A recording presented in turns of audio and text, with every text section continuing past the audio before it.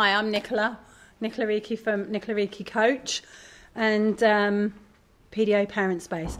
I'm really grateful that the Autism Directory asked me to talk and share my experience from the parenting perspective and the importance of resilience of our emotional well-being as parents, carers, or whoever you may be.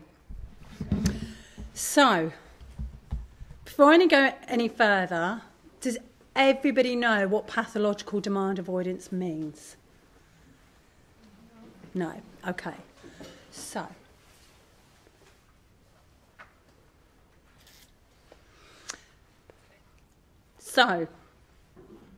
I've got a VIP in the room, so he's helping me. So what is PDA, pathological demand avoidance? The anxiety need to be in control. Very often will appear sociable, but this is only a surface situation, and this is what throws a lot of the professionals. Absolutely. She's gorgeous, and I'm sticking her in my pocket later. Masking. So using the ability to look like they're coping in social situations, and then I meant to have bought my fizzy bottle earlier. The fizzy bottle, so that when they come out of that scenario, the explosions. The no hierarchy, meaning that we're all equals, which, I've got to be honest, love it. However, Western society means a head teacher is there, or a boss is there, unless you work for the Autism Directory, and then you're all there, and the boss is. And, you know, and I think very often the PDA is absolutely spot on, and we in Western society have got very, very set in how we do this. Now, before we knew about PDA, it felt like we were constantly walking on our eggshells. Never knew when the next outburst was, or meltdown, or moment. Never knew when it would happen. Very often the same repetitive role play, again and again and again. I've already said about going against authority. No ability to change the routine unless it was their change and their choice. Chronic sleep issues, not going to sleep, waking up in the night, the moment there's a bit of daylight, waking up. The social anxiety, so being somewhere new, being in social situations, not wanting to have to talk. So anybody who's come to my stand, and if they've had little people, please don't make your little person to say thank you, please. Even if they're not PDA. Why do we do this? So that whole social anxiety.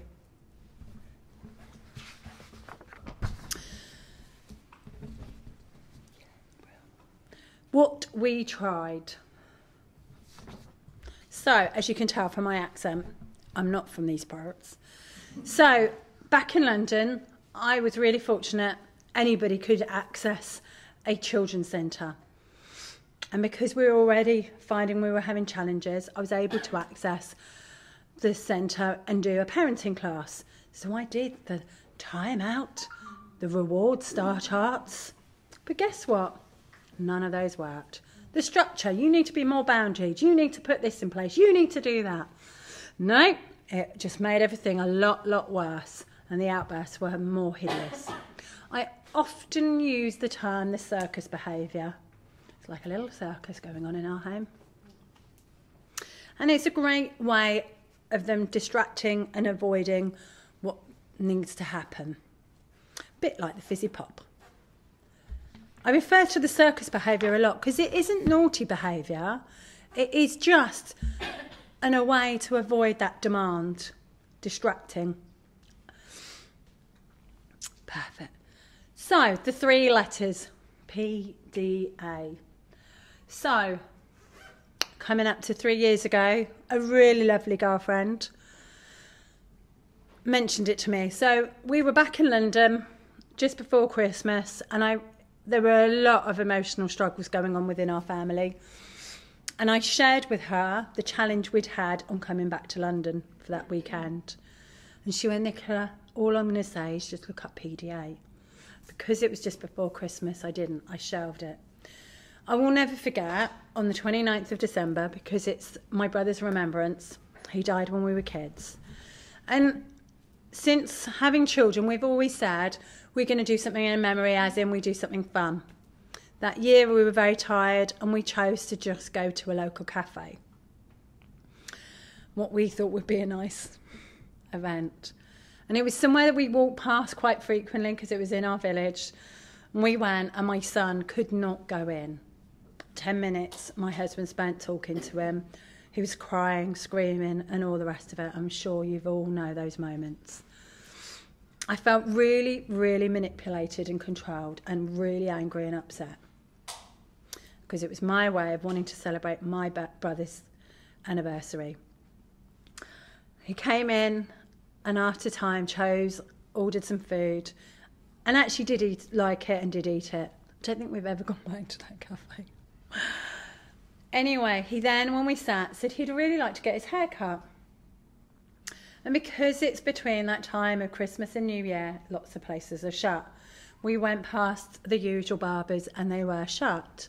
And I said, oh, but I know of another one. And we walked round and we went to a new hairdresser's. He sat in the seat for 1 second before bursting into tears.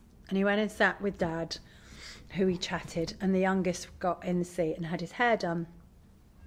Now, I don't know about any of you, but my son will measure somewhere on cleanliness. And unfortunately, they hadn't swept the hair up from the previous person. And so we found this out afterwards that was a negative of it wasn't clean. So if it wasn't clean, then what else had they not done?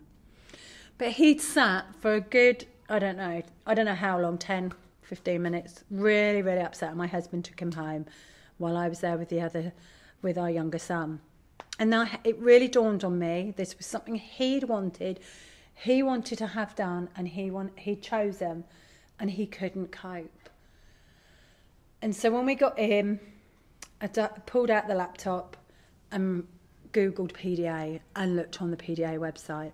I straight away did their EDQ, and if any of you haven't yet done it, I strongly advise you do. Extreme Demand Questionnaire. I did share it recently on the Peaceful PDA Cardiff group, which I run. So, bit of a mistake. I meant to have put that on one of the screenshots and on other stuff, but I'm only human. So I did the EDQ and I felt like they'd written about my son. And I'll never forget, my whole body was just tingling. I called my husband up and said, you might want to read this. And we both had that light bulb moment, which is why the light bulb picture is often linked with PDA. It was describing my son. So, yeah, the good old Maori word, the autism is in his or her own time. I think life should be anyway. And it was my mission then to really understand, because for years, and I'll sort of say a bit more, I'd kept being told he wasn't on the spectrum. And I'm now in a state, I was very angry for years of why professionals didn't acknowledge it, but I really get that PDA shows up so differently and the knowledge wasn't out there. So I just took it, I became obsessed I wanted to know how I could support him and our family the best. I read as much as I could about it. I went on lots of workshops, including the PDA parenting course, which was awesome. And thankfully, due to some support from some other family members, we were able to financially pay for a private diagnosis. And that really was the leverage, because it really gave us that opportunity to realise that it was, after years, yep, he is PDA. And as we reduce his demands, the autism is much clearer now. Top tips. So, from really understanding what PDA was, I started to see and change my lens. That behaviour wasn't naughty. It was his way of telling me he wasn't happy, he couldn't cope. But he wasn't able to put that in words. And I'm going to put to all of you in this room, think of a time when your life was really stressful. Could you have said to somebody why and what was going on? But we expect that of our little people. So I found different strategies, biggest one is planning. Planning and more planning. I spend my life planning. And thank God for YouTube is all I can say. Flick it up. This is where we're going. This is what it looks like. You know, the planning, if it's been school trips, we've physically gone and done the school trip. I've done a residential school trip before they did the school trip. You name it, I've done it. You know, we went to my cousin's wedding, 6 months of planning. He even watched what a wedding would look like on good old YouTube. And I'm not being sponsored by them, honestly. So any new activity, whereas before, I'm not saying it isn't a challenge, but really prepping, showing pictures, YouTube, you know, because then he will just keep watching it. And it's, you know, interesting enough, with the mindset stuff that I now do with neuro-linguistic program and hypnosis, there's a very famous hypnosis person out there who will say, till the unfamiliar becomes familiar, it is unfamiliar. So those people who are struggling to go anywhere unfamiliar, how do we create it to be familiar? YouTube. I'm sure there'll be well, there is, isn't there? You know, these eventually will be able to put it on whatever they're called, you know, for people to see. The other thing is, for me, I knew about transitions, but I thought transitions was physically going out and doing an activity. It also can be within the home. Now, we very brightly bought a house that got converted into 4 floors. So transition from floor to floor is a transition. And really became apparent that that was too much one Christmas when he couldn't go downstairs to the kitchen for over a week. So thus, we've moved house, changed schools, only because school wouldn't change the way they wanted to see stuff. So, nothing changes if nothing changes. As Einstein said, insanity is doing the same thing each time and expecting a different result. It's not going to happen. So what have I done? What have we done as a family? I've built up a huge repertoire of strategies. Some I'll share with you today. My favourite one to diffuse any situation, don't tell him, you mustn't tell him this one, is to say sorry. Because if you think of a time when something's happened, perhaps you've been in a restaurant or a bar and nobody said sorry to you, that anger, the moment they went, I'm really, really sorry. That wasn't how we meant it. Diffuses. In Western world, we sort of see that as a weakness. And I'm not going to say sorry. It wasn't my fault. No. But what I've learned is when I say, I'm really sorry, really sincerely, and I really mean it from the bottom of my heart, it diffuses that situation. So he's now started high school, and we started a new breakfast scheme at the moment, cooking bacon in the morning, and having a bacon bagel. I hadn't realised the bacon had run out. I went, oh, what are you having for breakfast? He went, bacon bagel. And I went, well, really, really sorry. We've run out of bacon. I didn't realise that this was now the new routine. Really, really sorry. And I said it with such empathy and sincerity. It wasn't like, oh, I'm sorry. And so it really diffused what in the past would have been an explosion and an upset of, well, how could you do that? And we got through that morning. My other favourite one is to be silly. So in the holidays, trying to get people out or to do anything, I would jump up and down and go, I'm bored, I'm bored, I'm bored. Guess what? I feel really a lot less stressed. And look, it's changed the dynamic in this room. Or I sing, and my singing's not great. They're like, shut up, Mum. And so by doing that, it just changes everything.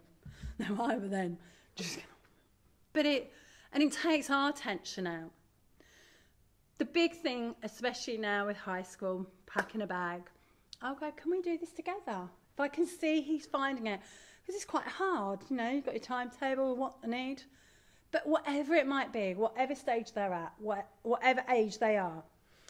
Because if we say, I'll do it for you, then we're minimising them. Or, well, why can't you do it? So it's just finding other language, which again, because of my coaching, I've really started to see the importance of different ways of wording. And this one, for those who love their technology. So how long do you think you'll need? And then you're giving the control to them. So, why is our resilience so important for our emotional health? We don't leave our phones like this. Well, mine did. But anyway, so a few months after our son was diagnosed, I hit burnout and crashed. Lots of reasons, lots of big emotions caught up with me. Anger of years of being told, no, he's not ASD. And the anger of, why didn't I do more? And any of you who've come and spoken to me at the stand know that I'm like, let go of that girl, let go of... But at the time, it was just really caught up. Angry that I had, over the years, I've always known to trust my own gut feeling. And I'd given it away to others. Some really huge, big bereavements within the family. And one has caused huge family upset and sort of lack of communication because of it. And then, like most of us, the years of trying to keep it together, the plate spinning, being told, no, no, no, he's fine, he's fine, he's fine. Don't know what your problem is. It's you. No other, scenario do you get told it's you. And so I crashed. That overwhelmment had hit. And the irony is, as a reflexologist and a Reiki practitioner, it was tough. So I had to...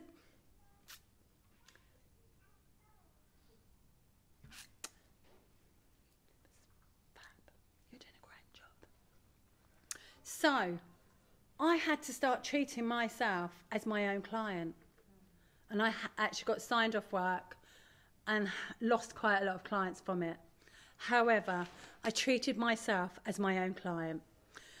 I saw a mindset coach to empty my overflowing bucket of emotions, even though I was really qualified in a lot of other stuff, to let go and to start moving forward. I'm going to share a few things that I do on a regular basis to look after my emotional well-being. And as those of you who've come to the stand will know, I'm like, if we don't sort us, because we're very much, let's sort the kids. We'll put our energy. Well, actually, guess what? If we keep running on empty, we'll crash and burn. We fill ourselves up, then we've got the energy to deal with such beauties. No, don't. I think it's lush. I want to pick her up and cuddle her. So, one of the big things is gratitude lists. And it's now becoming a big part within the mental health board and psychiatric units as well. Why? Because when we're under stress, if we can turn it into a gratitude, then we're more likely to be able to have a positive spin. Don't get me wrong, there are days when I'm like, what gratitude? But there's always one. You've got a roof over your head. We have a home.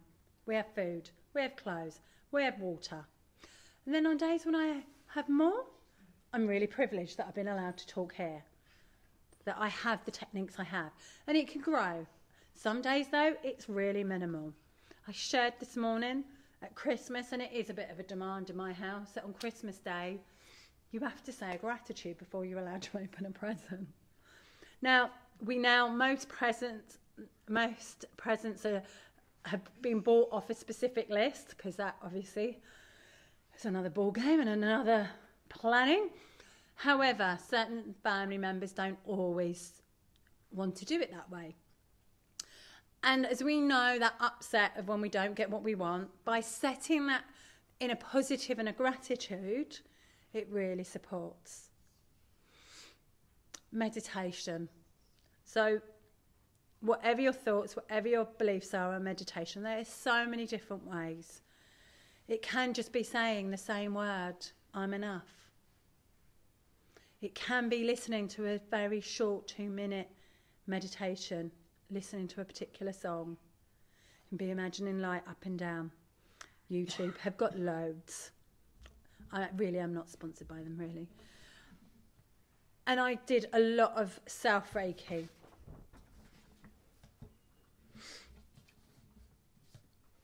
So as you can hear, I'm really passionate about self-care, because without our self-care, I don't really see how we can keep working and supporting our kids. It's like keep taking the deficit out of the bank. So I'm going to ask, have you ever noticed when you're angry and you've spoken to your young person, what happens?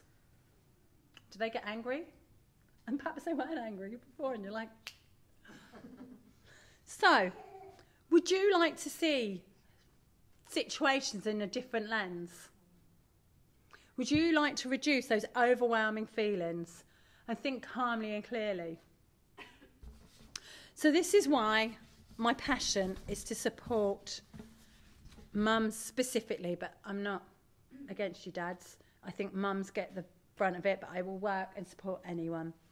So I've created the solution called the reset button, and those of you that have come to the stand have spoken and understand. And it's using a neuro-linguistic program, and it's about rewiring the brain. So say if you find the mornings a real challenge, and after they've gone to school, you're like, oh, I could sleep for 5 days. But really, what you'd like to do is to be able to go to the shop and buy something called Feel Happy. So the reset button does that very thing for you. I will work with you over Zoom and say, so remember when you did a specific time when you were happy. I'll support you to anchor it so you are able to access it anytime, anywhere. I also use doTERRA oils because the olfactory, the smelly bit of your brain, is next to your memory. So when we smell something, it reminds us of a memory. That's been why the supermarkets pump out the smell of bread. Makes you think, oh, I'm hungry, and that homely feeling. So I can do the same with the smells. You make your own rollerball, if you wish, and that will cement that happy feeling, or whatever feeling you would like, confident, calm. Guess what? How many times do you think I've been practicing mine this last few weeks? So, very simply, I'm here and really passionate about offering support. Now, I appreciate not everybody wants to do one-to-one. I'm going to be creating some group stuff in November, but also I'm really passionate about bringing people together because I felt very much isolated as a parent with a child with PDA. And there are so many differences to maybe sometimes when you meet up within autism groups because the challenges we face are different. So I'm going to be creating some coffee mornings, so maybe evenings if people are able to get out. So I've got on my stand, we're taking details. I can't, for whatever reason, the internet's not, technology today. So please come, love to get your details. If you've got questions about this, I'd love to chat to you all. And just really thank you for taking up your time. Thank you to the Autism Directory for giving me the space, because I really feel that the resilience is so, so vital. If we nurture ourselves, we can keep on going. You know, you did not get in your car today without any petrol, diesel, or if you've got a hybrid, because there will be one smart person in here with a hybrid. Yeah? So, Sunny. So if you want to know more, please register, because I will be running some events. I and Harry Thompson did an event in April, which lots of people didn't know about. So if I've got your email, I can let you know, because we are going to be running another one next year. I've got Libby Hill in talks about coming down. We're getting her from the top of Northern England to come to Wales, so I won't. So, yeah, so thank you. Thank you very much for coming.